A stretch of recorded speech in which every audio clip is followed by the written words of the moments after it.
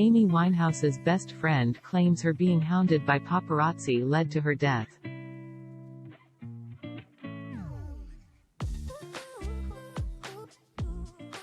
Amy Winehouse's best friend and flatmate Tyler James recalls finding the singer after she died of alcohol poisoning on July 23, 2011.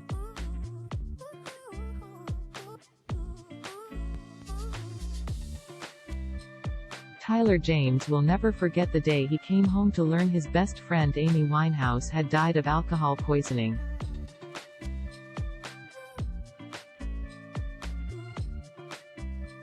As he tells the Sunday Times, just 2 days prior before she died of alcohol poisoning.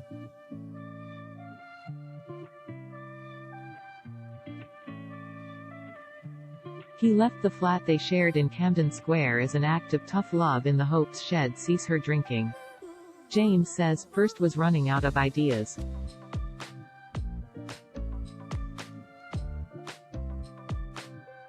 It was just one of the many tactics James used to help his friend get back on the straight and narrow. He recalls, Amy was my world.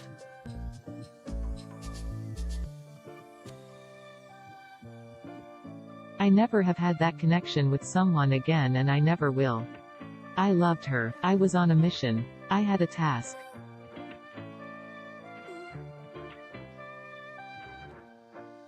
I had a job to make her well, and that's all I wanted to do.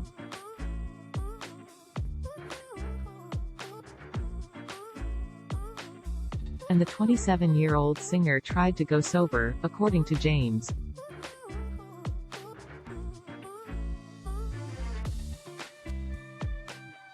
He describes how hard she had worked to come off drugs, and she was close to being healthy, but he also notes how difficult it was to go through that in front of people.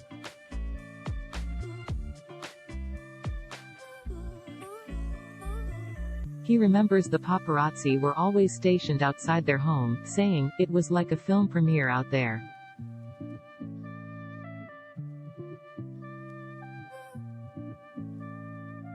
Comparing her to Britney Spears and Princess Diana, James says Winehouse was hounded by the media, which was hard for her.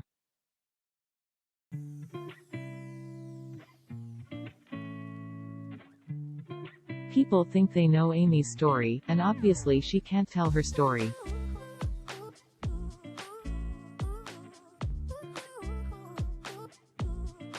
But I wanted to tell what it was like for her, having to actually live in that world, he explains, nearly 10 years after her death.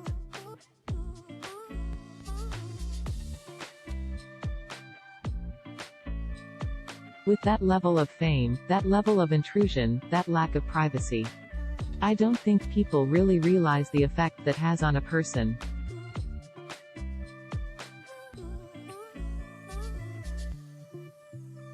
She craved normality. The biggest thing that f'd Amy up was being famous.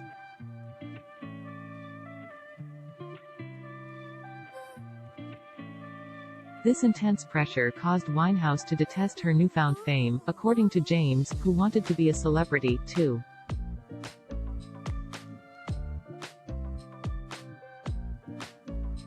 When he'd talk about his yearning for fame and fortune, he says the back-to-black performer would tell him, fame is like terminal cancer.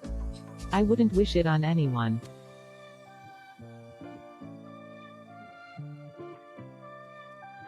He describes how she eventually became reclusive and mistrustful of those around her, including him. James shares,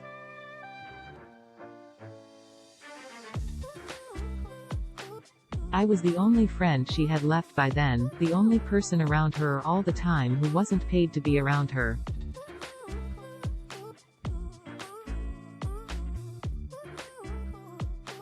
James says since she's died, he struggles to go on with his life without the woman he calls the love of my life.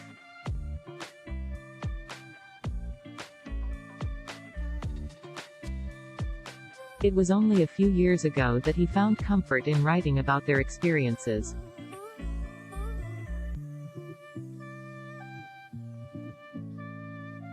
Which he has turned into the book My Amy, The Life We Shared, which was published on Thursday, June 10.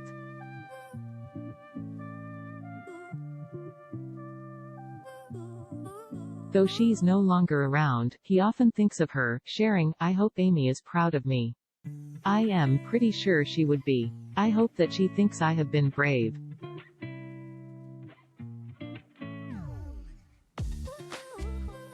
July will mark 10 years since the Grammy-winning singer died. In her honor, Winehouse's mom, Janice, has partnered with documentarians to share who Winehouse really was.